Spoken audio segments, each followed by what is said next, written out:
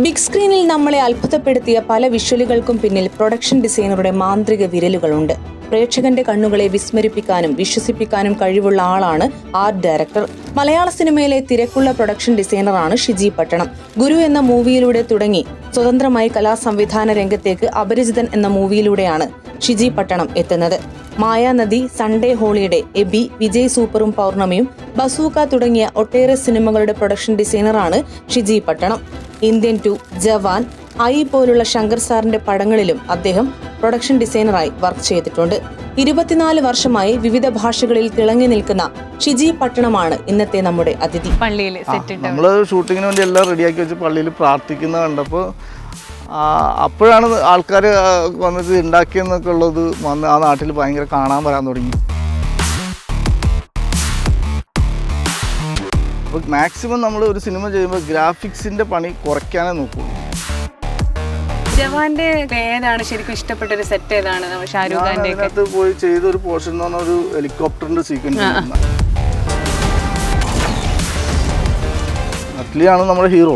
പിന്നെ ബിഗിൽ ചെയ്യുമ്പോൾ അത്രയും വലിയൊരു സ്റ്റേഡിയം പുള്ളിയെടുത്ത് പറയുന്ന അറ്റ്ലി പറഞ്ഞിട്ടുണ്ട്, ഇത്രയും വലിയ സ്റ്റേഡിയം അത് കിട്ടാൻ ഒരു മാർഗ്ഗമില്ല, എന്ത് നമുക്ക് ഉണ്ടാക്കാന്ന പുള്ളി സിമ്പിളായിട്ട് പറഞ്ഞു, ഈസി ആയിട്ട് പറഞ്ഞു. ബൂസ്റ്റ് കുടിക്കുന്ന സ്ഥലം അതൊക്കെ ഇപ്പോഴും ആൾക്കാർ അത് ഒറിജിനലാണെന്നും പറഞ്ഞിരിക്കണം. എനിക്ക് ഇവരുടെ പടത്തിൽ ചെയ്യണം. നമ്മൾ ഒരു നടന് വേണ്ടിയിട്ടല്ല, നമ്മൾ ഉണ്ടാക്കുന്ന സാധനം ഏത് നടൻ വന്നാലും ഞെട്ടിക്കുക. എന്തെങ്കിലും ക്രിയേറ്റീവായിട്ട് ചെയ്താൽ അത് നമ്മൾ മാത്രമല്ല 100 പേര് കാണണം എന്ന് ആഗ്രഹിക്കുന്ന ചില കാര്യങ്ങളുണ്ട്. അത് നമുക്ക് സിനിമയിൽ കൂടി മാത്രമേ കാണിക്കാൻ പറ്റൂ. ഒരു 500 കോടിയൊക്കെ തരുവാണെങ്കിൽ നമുക്ക് ലോകം തന്നെ ഉണ്ടാക്കാം അല്ലേ?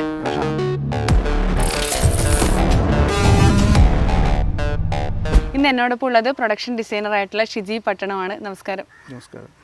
ഒരു സംവിധായകൻ is equal to art director അല്ലെങ്കിൽ പ്രൊഡക്ഷൻ ഡിസൈനർ എന്ന് തന്നെ പറയേണ്ടി വരും അല്ല? അത്രയും നിങ്ങൾ രണ്ടുപേരുമാണ് ഇതിന്റെ ഒരു നെടുന്തൂണെന്ന്. സംവിധായകൻ മാത്രമല്ല, ഇതിന് cinematography, art direction, production designer, അങ്ങനെ ഒരു ഗ്രൂപ്പ് ഓഫ് ടീം നല്ല മാച്ച് ആണെങ്കിൽ എല്ലാ സിനിമയും ഗംഭീരമായിരിക്കും. ഇവിടെ സംഭവിക്കണമെന്ന് വെച്ചാൽ പ്രൊഡക്ഷൻ ഡിസൈനർ ഒരു സാധനം ഡിസൈൻ ചെയ്തു വരുന്നു, DOP അത് ഇഷ്ടപ്പെടും, അത് ഓക്കെ നമുക്ക് ഇങ്ങനെ ചെയ്യാമെന്ന് പറയും. അടുത്ത സ്റ്റേജ് പോകുമ്പോൾ ബഡ്ജറ്റിലേക്ക് വരുമ്പോൾ അത് കൂടുതലാവും. അപ്പോൾ ഇത് വീണ്ടും നമ്മളത് ഇവരെ അറിയിക്കാതെ ഡീൽ ചെയ്യാൻ പോകുന്നതാണ് ഇവിടുത്തെ ഏറ്റവും വലിയ പ്രശ്നം. പക്ഷേ ഇതെല്ലാം കൂടി എല്ലാവരും കൂടി ഇരുന്നൊരു ഡിസ്കഷനിൽ ഫൈനലൈസ് ചെയ്ത് വരുമ്പോൾ എല്ലാ പ്രോഡക്റ്റും നന്നാവും. അതിൽ ഇതിൻ്റെ പല സെറ്റുകളും അത് നന്നാവാനുള്ള കാരണം സമയമാണ്. നമ്മുടെ ഏറ്റവും സ്പീഡിൽ എങ്ങനെ ചെയ്യാം. ഈ ആർട്ടിസ്റ്റിൻ്റെ ഡേറ്റ് വലിയ ഇഷ്യൂ ആണ്, ഇപ്പോഴും ഭയങ്കര ഇഷ്യൂ ആണ്. നമ്മൾ പുറത്തെ പോലെ ഒന്നും ഫ്രീ ആയിട്ടൊന്നും ആരും വിടൂല, നീ സെറ്റ് ഇട്ട് എല്ലാം ഓക്കെ ആയിട്ട്. പക്ഷെ ശങ്കർ സാറിൻ്റെ പടമൊക്കെ ഞാൻ വർക്ക് ചെയ്ത ഇന്ത്യൻ 2.0 ഒക്കെ. അപ്പോൾ അവരെന്ന് പറഞ്ഞാൽ നമ്മളടുത്ത് വന്നിട്ട് ചോദിക്കും, ഇനി എത്ര ദിവസം വേണം നിനക്ക്, അങ്ങനെ ചോദിക്കും. അപ്പോൾ നമ്മൾ പറയും ശരി, ആക്ച്വലി നമുക്ക് 2 ദിവസം മതി, പക്ഷെ നമ്മളൊരു 5 days കിട്ടിയാൽ നല്ലതായിരിക്കും, നീ 6 days എടുത്തു എന്ന് പറഞ്ഞിട്ടാണ് പോണത്. നമുക്ക് സമയം തരും ഇങ്ങോട്ട്. അതിനാണ് നമ്മൾ ഒരിക്കലും പ്രതീക്ഷിക്കാത്ത കാര്യങ്ങൾ അവർ ചെയ്യുക. കാരണം ഒരു സമയം തന്നിട്ടാണ് ചെയ്യിപ്പിക്കും. അപ്പോൾ ആർട്ടിസ്റ്റുകളുടെ ഒരു എന്താ പറയുക, ഒരു ക്ലാഷ്, ഡേറ്റിന്റെ ക്ലാഷ് വരുമ്പോൾ നമുക്ക് ടെൻഷൻ ആവും അല്ലേ? അതെ, അത് വർഷങ്ങളായിട്ട് നടക്കുന്ന കാര്യം. ഇത് ഇന്നലെയല്ല, ഇപ്പോഴാണ് പ്രൊഡക്ഷൻ ഡിസൈനർ ആൾക്കാരൊക്കെ കുറച്ചുകൂടി വലിയ ലെവലിലേക്ക് വന്നിരിക്കുന്നത്. പണ്ടെന്ന് പറഞ്ഞു കഴിഞ്ഞാൽ അതൊന്നും ഒരു വലിയ കാറ്റഗറി അല്ല. അത് സെറ്റ് ഇടാൻ വന്നാൽ ഒരു പണിക്കാരനെ പോലെ കാണുന്നത്. പണ്ട് ആർട്ട് ഡയറക്ടർമാരെ പറയുമായിരുന്നു, ഒരു തമാശയായിട്ട് കളിയാക്കിയിട്ട് പറയുന്നു, ഒരു മേശ അങ്ങോട്ടും ഇങ്ങോട്ടും മാറ്റിയിടാനുള്ള ആളാണ് ആർട്ട് ഡയറക്ടർ എന്ന് ഒരു ചീത്തപ്പേരുണ്ടായിരുന്നു. അത് പിന്നീട് മാറി. ശരിക്കും ആർട്ട് ഡയറക്ടറിൽ നിന്ന് പ്രൊഡക്ഷൻ ഡിസൈനറായി മാറിയപ്പോൾ നല്ലൊരു, നിങ്ങൾക്ക് ഭയങ്കര ഒരു വാല്യൂ അല്ലേ കിട്ടിയത് ശരിക്കും? അതെങ്ങനെയാണ് മാറ്റം? ആ മാറ്റം എന്ന് പറഞ്ഞാൽ നമ്മളൊരു പ്രൊഡക്ഷൻ ഡിസൈനർ എന്ന് പറഞ്ഞാൽ എൻ്റർ പടം അയാളാണ് ഡിസൈൻ ചെയ്യുന്നത്. ഈ പടത്തിന് കളർ സ്കീം, അതിലെന്തൊക്കെ ഉണ്ടാവണം എന്ന് അത് നമ്മൾ വേറൊരാളെ വെച്ചിട്ട് ഇത് മേക്ക് ചെയ്യുന്ന ആളാണ് ആർട്ട് ഡയറക്ടർ. അപ്പോൾ നമ്മൾ എന്താ ഈ ഡിസൈൻ ചെയ്യുന്നത് ടോട്ടൽ ഇങ്ങനെ, ഈ ഡിസൈൻ ഇവിടെ ഇങ്ങനെ ആയിരിക്കണം, ഈ സാധനം ഇവിടെ ഉണ്ടാവണം എന്നൊക്കെ പറഞ്ഞിട്ട് നമ്മളൊരു സാധനം ഡിസൈൻ ഫൈനലൈസ് ചെയ്യുന്നതും അതിട്ട് കളർ സ്കീം പ്ലാൻ ചെയ്യുന്നതെല്ലാം പ്രൊഡക്ഷൻ ഡിസൈനറാണ്. അപ്പോൾ ആ സ്റ്റേജിലുള്ള ആൾക്കാർ ഇപ്പോഴും നമ്മുടെ മലയാളത്തിലാണ് ഒരു ഡൗൺ ആയി നിൽക്കുന്നത്, വളർന്നു വന്നേ ഉള്ളൂ. മലയാളത്തിൽ ഇപ്പോഴും ആർട്ട് ഡയറക്ടർ തന്നെ അധികം പേരും പറയുന്നത്. സിനിമയിൽ ആർട്ട് ഡയറക്ടർ ടൈറ്റിൽ എഴുതി കാണിക്കുന്നത് പലപ്പോഴും ആർട്ട് ഡയറക്ടർമാരുടെ പേര് തന്നെ താഴെ. പുറത്ത് മറ്റു പടങ്ങളിൽ നോക്കിയാൽ ഒരു ഡയറക്ടർ അല്ലെങ്കിൽ DOP കഴിഞ്ഞാൽ അടുത്ത സ്ഥാനത്ത് അല്ലെങ്കിൽ ആ ഫസ്റ്റ് ഇതിൽ തന്നെ നിൽക്കുന്നത് പ്രൊഡക്ഷൻ ഡിസൈനറാണ്. അങ്ങോട്ട് എത്തിപ്പെടാൻ ഇനി സമയം എടുക്കും മലയാള സിനിമ. നമ്മൾ പക്ഷേ കുറച്ച് പേര് കുറച്ച് മുമ്പിൽ വന്നിട്ടുണ്ട് ഇപ്പോൾ ഡെവലപ്പായി. അതായത് ഇപ്പോൾ ബ്രഹ്മയുഗമൊക്കെ പോലുള്ള സിനിമകളൊക്കെ മുമ്പിൽ വരുമ്പോഴാണ് പുറത്താളുകൾ ശ്രദ്ധിക്കാൻ തുടങ്ങുമ്പോഴാണ് ഈ പ്രൊഡക്ഷൻ ഡിസൈൻ എന്താണെന്നുള്ളത് ആളുകൾ മനസ്സിലാക്കുന്നത്. ശരിക്കും ആളുകൾക്ക് ഒന്ന് മനസ്സിലാക്കാനായിട്ട് ഒന്ന് ചോദിക്കുവാണെങ്കിൽ ആർട്ട് ഡയറക്ടറും അല്ലെങ്കിൽ പ്രൊഡക്ഷൻ ഡിസൈനറും തമ്മിലൊരു വ്യത്യാസം എന്താണ് ശരിക്കും?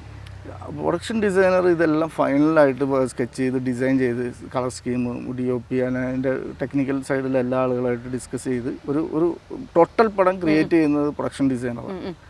അതായത് ഇതിൽ എന്തായിരിക്കണം ഈ സിനിമ തുടക്കം മുതൽ അവസാനം വരെ എന്തായിരിക്കണം എന്നുള്ളത് ഡിസൈൻ ചെയ്യുന്നതും എല്ലാം ഇതിൻ്റെ മെയ്ക്ക് ചെയ്യുന്ന ആളാണ് ആർട്ട് ഡയറക്ടർ.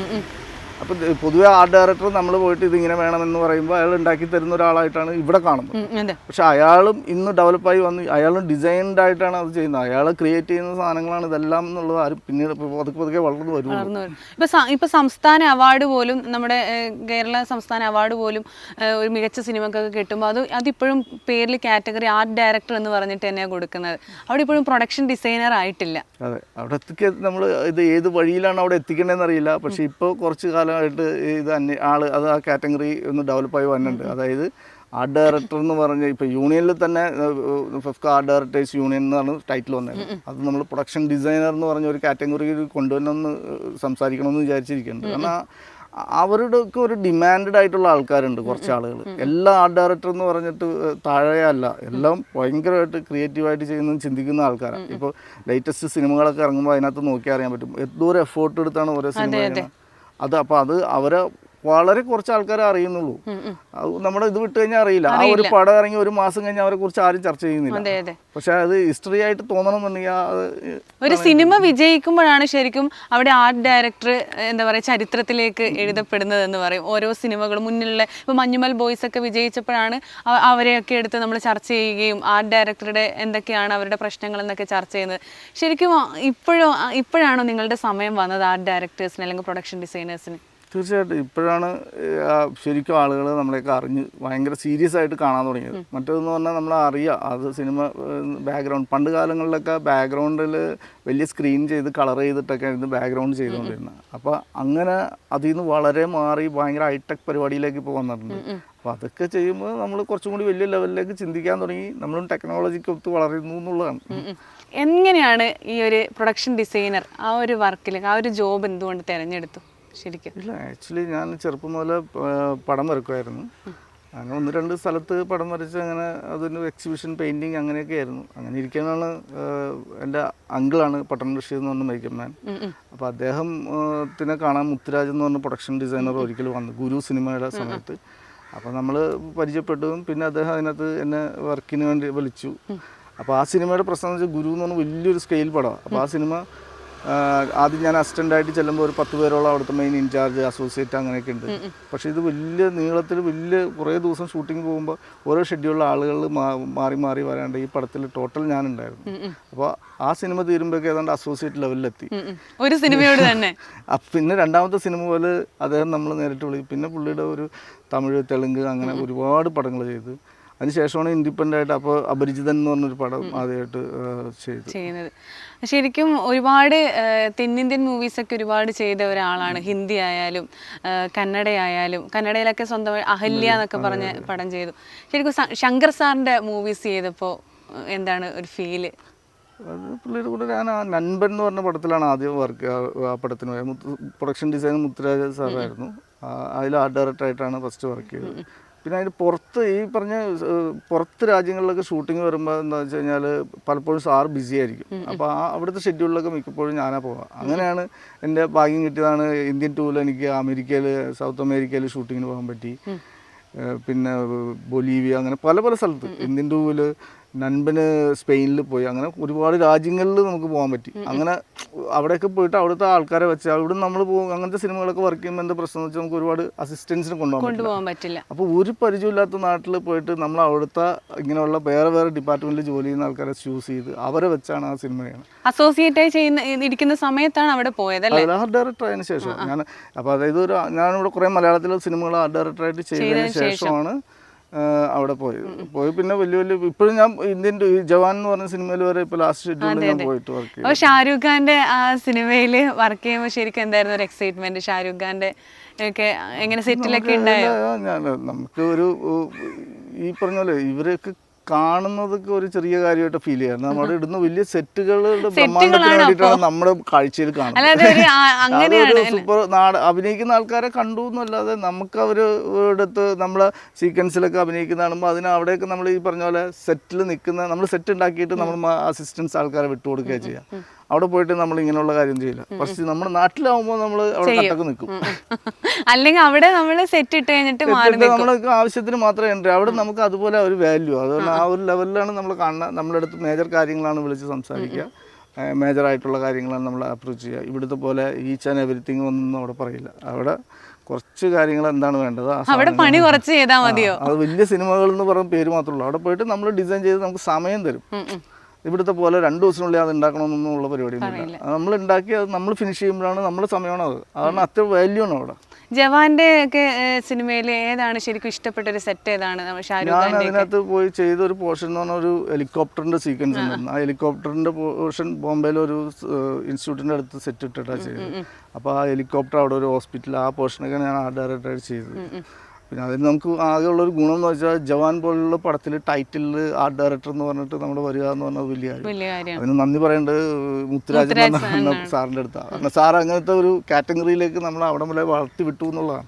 ഇപ്പം പ്രൊഡക്ഷൻ ഡിസൈനറായിട്ട് മലയാളത്തിൽ ഇങ്ങനെ പേരെടുത്ത് നിൽക്കുമ്പോഴും മുത്തുരാജ് സാറിൻ്റെ പടം വരുമ്പോൾ ഇനിയും വലിയ വലിയ പടങ്ങൾ വരുമ്പോൾ പോകുമോ സാറിൻ്റെ കൂടെ? തീർച്ചയായിട്ടും. എന്താ വെച്ചാൽ നമ്മൾ വളർത്തിക്കൊണ്ടുവന്നത് നമ്മൾ ഒന്നും ഇല്ലാത്തടത്തും നമ്മൾ അത്ര ലെവലിലേക്ക് കൊണ്ടുവന്ന പുള്ളിയാണ്. അതിന് 20-25 വർഷമായി ഞാൻ അദ്ദേഹത്തിൻ്റെ കൂടെ ഇപ്പോഴും എത്രയോ സിനിമകൾ ചെയ്തെന്ന് എനിക്കറിയില്ല. അപ്പോൾ പുള്ളി ഇപ്പോൾ ഭയങ്കര ബിസി ആയിട്ടുള്ള ആളാണ്. അപ്പോൾ വേറെ 2-3 പടങ്ങളൊക്കെ വരുമ്പോൾ സബ്സ്റ്റിറ്റ്യൂട്ട് ആയിട്ടൊക്കെ പോയിട്ട് നമ്മൾ പോയിട്ട് ചെയ്യും. ഇനി ഏതായിരിക്കും വലിയ പടം പുറത്ത്? നമുക്ക് അറ്റ്ലിയുടെ പുതിയ പടം ഇങ്ങനെ ഒരു ഡിസ്കഷൻ നടക്കുന്നുണ്ട്. അറ്റ്ലിയാണ് നമ്മുടെ ഹീറോ. അതുകൊണ്ട് നമ്മൾ സാറിൻ്റെ പടങ്ങളിലെ അറ്റ്ലി പടങ്ങളാണ് കൂടുതൽ ആ പടങ്ങളാണ് ചെയ്യുന്നത്. എന്തെങ്കിലും ഒരു ആക്ടറിന് വേണ്ടിയിട്ട് സെറ്റ് ഇടണം എന്ന് ആഗ്രഹിച്ച ഏതെങ്കിലും ആക്ടറുണ്ട് എനിക്ക് ഇവരുടെ പടത്തിൽ ചെയ്യണം? നമ്മൾ ഒരു നടന് വേണ്ടിയിട്ടല്ല, നമ്മൾ ഉണ്ടാക്കുന്ന സാധനം ഏത് നടൻ വന്നാലും ഞെട്ടിക്കുക എന്നുള്ളതാണ് നമ്മുടെ ആഗ്രഹം. അങ്ങനെ ചെയ്തതിൽ ഏറ്റവും കൂടുതൽ ഞെട്ടിച്ച പടം ഏതാണ്? സ്വന്തം സ്ക്രീനിൽ, ബിഗ് സ്ക്രീനിൽ കാണുമ്പോൾ ഏറ്റവും കൂടുതൽ ഇഷ്ടപ്പെട്ട് മനസ്സിന് തൃപ്തി തോന്നിയ ഒരു സിനിമ? അതിൽ എനിക്ക് എബി എന്ന് പറഞ്ഞ സിനിമ. എബിയിൽ ഒരു ഓട്ടോറിക്ഷ വന്നിട്ട് അവൻ ഇട്ട് കത്തിക്കുന്ന ഒരു സീനുണ്ട്. അത് നമ്മൾ വളരെ ചെറിയ സമയം കൊണ്ട് ക്രിയേറ്റ് ചെയ്ത് ഉണ്ടാക്കിയ ഒരു സാധനം. അത് പെട്ടെന്ന് സ്ക്രീനിൽ കാണുമ്പോൾ അത് കത്തുമ്പോൾ ഉണ്ടാകുന്ന ഒരു ആ പെർഫോമൻസ്, വിനീതിൻ്റെ ഒരു രക്ഷയില്ലാത്ത പെർഫോമൻസ് ഒക്കെ ആയിരുന്നു. അപ്പോൾ അത് നമുക്ക് ഭയങ്കരമായിട്ട് ഒരു നമ്മുടെ മായാനദി എൻ്റെ ഒരു ഫേവറേറ്റ് മൂവിയാണ്. മായാനദിയുടെ പ്രൊഡക്ഷൻ ഡിസൈനറാണ്. മായാനദി ആ സമയത്ത് നമുക്ക് അറിയില്ലായിരുന്നു സാറാണ് ഒരു പ്രൊഡക്ഷൻ ഡിസൈനർ എന്ന്. ശരിക്കും ഇപ്പോഴ ആൾക്കാരൊക്കെ അത് അറിയുന്നുണ്ടോ? പിന്നെ ആ സിനിമ ആ സമയത്ത് നമ്മൾ അറിയുമായിരുന്നു ഒരുപാട്. ആ സമയത്ത് അന്നേരം ഈ പ്രൊഡക്ഷൻ ഡിസൈനർമാർ ഇങ്ങനെ ചർച്ചയായില്ല എങ്കിലും ആ സിനിമ ഇതുപോലെ ഒരു ക്ലാസിക് സ്റ്റൈൽ സിനിമയാണ്. നമുക്ക് ഇതുപോലെ നമുക്ക് പ്ലാൻ ചെയ്ത് ഓരോ കാര്യങ്ങൾ അതിൽ ശ്യാമേട്ടനൊക്കെ ഭയങ്കരമായിട്ട് നമുക്ക് ഓരോ കാര്യം പറഞ്ഞു തരും. സ്ക്രിപ്റ്റിലുള്ളത് ചിലപ്പോൾ നമ്മുടെ പേപ്പറും കാര്യങ്ങളൊന്നും ഉണ്ടാവില്ല, പക്ഷെ ഇങ്ങനെ ആവണം ആ സ്ഥലത്തുനിന്ന് നമുക്ക് പറഞ്ഞു തരൂലേ. അപ്പോൾ അതുപോലത്തെ ഒരു വലിയ ഗുണം ചെയ്യുന്ന ഒരു സിനിമയാണ്. മായാനദിയുടെ സെറ്റ് ചോദിക്കുകയാണെങ്കിൽ മായാനദിയിൽ എന്തൊക്കെയാണ് ശരിക്കും പ്രേക്ഷകരെ എക്സൈറ്റ്മെൻറ്റ് ചെയ്യിപ്പിച്ച ഒരുപാട് രംഗങ്ങളുണ്ട്. ആ സെറ്റിനെ കുറിച്ചൊന്ന് പറയൂ. മായാനദിയിൽ ഒരുപാട് ചെറിയ ചെറിയ കാര്യങ്ങളാണ്. അതായത് നമ്മൾ ഒരിക്കലും പോയിട്ട് ആ ബൂസ്റ്റ് കുടിക്കുന്ന സ്ഥലം അതൊക്കെ ഇപ്പോഴും ആൾക്കാർ അത് ഒറിജിനലാണെന്നും പറഞ്ഞിരിക്കുന്നത്. അപ്പോൾ പല അങ്ങനെയുള്ള കൊച്ചു സെറ്റുകളായിട്ടാണ് ആളുകൾക്ക് അത് കണ്ടുപിടിക്കാൻ പറ്റാതെ റിയലിസ്റ്റിക് ആയിട്ട് തോന്നുന്ന മലയുടെ മുകളിലൊക്കെ കൊണ്ടുപോയിട്ട് വരുന്നുണ്ട്. അവിടെ ചെറിയ എന്തെങ്കിലുമൊക്കെ ഉണ്ടാവും, പക്ഷെ വേറെ സ്ഥലത്തുനിന്ന് പൊളിച്ചുകൊണ്ടെന്ന് വെച്ചിട്ട് അത് കുറച്ച് വലിയ വിപുലമാക്കും. അങ്ങനെ ഒരുപാട് കാര്യങ്ങൾ ചെയ്തിട്ടുണ്ട്. അത് കൊച്ചു സെറ്റാണെങ്കിൽ അത് അതിൽ ലാസ്റ്റ് വന്ന് വെള്ളത്തിൽ വന്ന് നിൽക്കുന്ന ഒരു സെറ്റാണ് അതിൽ കുറച്ച് വലിയ ലെവലിൽ ചെയ്തത്. ഈ സമയവും അതുപോലെ തന്നെ ബജറ്റും കുറയുമ്പോൾ പെർഫെക്റ്റ് ആയിട്ട് ക്വാളിറ്റി മെയിൻറ്റെയിൻ ചെയ്തിട്ട് എങ്ങനെയാണ് ഒരു വർക്ക് ചെയ്തെടുക്കുക? അതൊരു പ്രഷർ ഉണ്ടാവും? പ്രഷറുണ്ട്. എല്ലാ സിനിമക്കും നമുക്ക് സമയം മാത്രമല്ല, എപ്പോഴും നമ്മളൊരു 20-25 ദിവസം നമുക്ക് തന്നിട്ട് പ്രീവിയസ് ഒരു 10 ദിവസം വേണമെന്ന് പറയുമ്പോഴാണ് പ്രൊഡക്ഷനിൽ പ്രശ്നമാവുക. അപ്പോൾ അത് എങ്ങനെ ചുരുക്കി മാക്സിമം ചെറിയ സമയം കൊണ്ട് ചെയ്യാൻ പറ്റും എന്നല്ലേ. അപ്പോൾ ടോട്ടൽ നമുക്ക് കഥയിലെ മേജർ പോർഷനൊക്കെ നമ്മൾ എപ്പോഴൊക്കെയാണ് കൂടുതലായിട്ട് വരുന്നതെന്നുള്ള പ്ലാൻ ചെയ്തിട്ടാണ് ഒരു പടം നമ്മൾ കമ്മിറ്റ് ചെയ്യുമ്പോൾ തന്നെ ആലോചിക്കും. നമുക്ക് ഇവിടെ ഇത്ര സമയമില്ലെങ്കിൽ ഇത് ചെയ്താൽ നന്നാവില്ല, അങ്ങനെ എന്തെങ്കിലും അഡ്ജസ്റ്റ് ചെയ്ത് ചെയ്യാൻ പറ്റില്ല. ഇല്ലെങ്കിൽ നമ്മൾ ആദ്യം ഇടുന്ന സെറ്റ് പൊളിച്ചിട്ടായിരിക്കും ചിലപ്പോൾ അവസാനത്തെ സെറ്റ് ഈ മെറ്റീരിയൽ കൊണ്ടായിരിക്കും അവിടെ കൊണ്ട് അവിടെ ചെയ്യുന്നത്. നിർമ്മിക്കാം. അപ്പോൾ അങ്ങനെയൊക്കെ നമ്മൾ പ്രൊഡക്ഷനിൽ ലാഭം ഉണ്ടാക്കാൻ വേണ്ടിയിട്ട് പല കാര്യങ്ങളും ചെയ്യാറുണ്ട്. പക്ഷെ ഇതൊന്നും പുറത്ത് ആളുകൾ അറിയുന്നില്ല. ഈ കാണുന്ന മെറ്റീരിയൽ തന്നെയായിരിക്കും ലാസ്റ്റത്തെ സെറ്റിലും കൊണ്ടുവന്ന് ഇടുന്നത്. അപ്പോൾ നമ്മളിത് ഓൾറെഡി പർച്ചേസ് ചെയ്തായിരിക്കുമല്ലോ, അപ്പോൾ അത് തന്നെ ആയിരിക്കും പിന്നെ അവസാനം കൊണ്ടൊന്ന് വേറെ രീതിയിൽ മാറ്റാം. ആ മാറ്റുന്ന ഐഡിയ ആണ് അതെങ്ങനെ ഡിസൈൻ ചെയ്യുക എന്നുള്ള ഒരു വലിയ പണിയാണ്. പിന്നെ കണ്ടിന്യൂറ്റി വലിയൊരു പാടില്ല. ഇപ്പം നമ്മളൊരു സെറ്റ് ഇങ്ങനെ പൊളിച്ചിട്ട് നേരത്തെ പറഞ്ഞതുപോലെ വീണ്ടും നമ്മളതൊരു മാസങ്ങൾക്ക് ശേഷം ഇടുമ്പോൾ അല്ല എന്തെങ്കിലും ഒരു പാളിച്ച പറ്റിപ്പോൾ അങ്ങനെ അപ്പോൾ ടെൻഷൻ നന്നായിട്ട് അടിക്കാറുണ്ട്. ടെൻഷൻ അടിക്കും നന്നായിട്ട്. ഒരുവിധപ്പെട്ട ആർട്ട് ഡയറക്ടർമാരൊക്കെ ഈ ബിപിയും ടെൻഷനും എന്താ പറയുക അങ്ങനെ അറ്റാക്കൊക്കെ വരുന്നതിൻ്റെ കാരണം ഇതാണ്. ഒരുപാട് പ്രശ്നങ്ങളുണ്ട്. ആർട്ട് ഡയറക്ടർമാർ കൂടുതൽ ഈ സ്ട്രഗിൾ ചെയ്യുന്ന ആൾക്കാരാണ്. ചെറിയ സമയം കൊണ്ട് വലിയൊരു കാര്യം ചെയ്യുക. ആ ഒരു എന്താ പറയുക എക്സ്പീരിയൻസ് ഉണ്ടല്ലോ. നമുക്കൊരു 10 days തരും, ആ 10 ദിവസം കൊണ്ട് ആ സെറ്റ് ഫിനിഷ് ചെയ്യാം. ചിലപ്പോൾ അപ്പോൾ നമ്മൾ ഡബിൾ ചിലപ്പോൾ രാത്രി ഇപ്പോൾ ഞാനിപ്പോൾ പുതിയൊരു പടത്തിൻ്റെ പണി നടക്കുന്നുണ്ട്. അപ്പോൾ അതിൻ്റെ പ്രശ്നം എന്താ, വളരെ ചെറിയ സമയമാണ് നമുക്ക് വന്നേക്കണം. ആ ചെറിയ സമയത്തിൽ ആ ടോട്ടൽ പണി തീർക്കണം. അപ്പോൾ ഡേ നൈറ്റാണ് ആളുകൾ വെച്ച് വെക്കുക. അപ്പോൾ ഇവരെ ഷിഫ്റ്റ് ചെയ്ത് വർക്ക് ചെയ്യാന്ന് വിചാരിച്ചാൽ ആദ്യം ചെയ്തവർ എന്താ ചെയ്തതെന്ന് രണ്ടാമത് തന്നെ അവർക്ക് അറിയാൻ പറ്റില്ല. അതേ ആളുകൾ തന്നെ ചെയ്യുമ്പോഴാണ് അവർ ഞാൻ ഇത് ചെയ്തതാണ് അപ്പോൾ എനിക്ക് അത് കണ്ടിന്യൂറ്റി കറക്റ്റായിട്ട് ചെയ്യാമെന്നൊരു ഐഡിയ വരും. പക്ഷേ പ്രൊഡക്ഷൻ പറയുന്നത് ഇങ്ങനെ ആയിരിക്കുള്ളൂ. നിങ്ങൾ ആ സമയങ്ങളിൽ അതായത് പകൽ ഇവർ വെച്ചോ രാത്രി മറ്റേ ആൾക്കാരെ വെച്ചോ, അത് ശരിയാവൂല. ഇത് ഇങ്ങനെയാണെന്ന് ഇവർ എക്സ്പ്ലെയിൻ ചെയ്ത് മനസ്സിലാക്കി എടുക്കണം. അതൊരു വലിയ ജോലിയാണ്. എല്ലാവരും വന്ന് തീർന്നില്ലേ എന്നൊക്കെ ചോദിക്കുന്നവരുണ്ടോ? പിന്നെ അത് മലയാളത്തിലാണ്. അത് മാത്രം ഇന്ന് തീരൂലേ, നാളെ നമുക്ക് ചെയ്യണ്ടേ, ഇത് കുറച്ചും കൂടി ആ ലാസ്റ്റ് മൂമെന്റിലൊക്കെ വന്നിട്ട് പെയിന്റൊക്കെ മാറ്റാൻ പറയുന്ന എത്രയോ സിനിമകളുണ്ടെന്നറിയാം. നാളെ ഷൂട്ടിങ് അപ്പോൾ പരസ്യങ്ങൾ ചെയ്യുമ്പോഴാണ് അത് ഏറ്റവും കൂടുതൽ നമ്മൾ അനുഭവിക്കുക. കാരണം ഞാൻ ഏതാണ്ട് 1000-ന് താഴെ പരസ്യങ്ങൾ ചെയ്തിട്ടുണ്ട്. അത് വലിയ പരസ്യങ്ങളും ചെറുതൊക്കെ ചെയ്തിട്ടുണ്ട്. അപ്പോൾ ആ ലാസ്റ്റ് ടൈമിലായിരിക്കും ഇതിൻ്റെ DOP വരുന്നത്.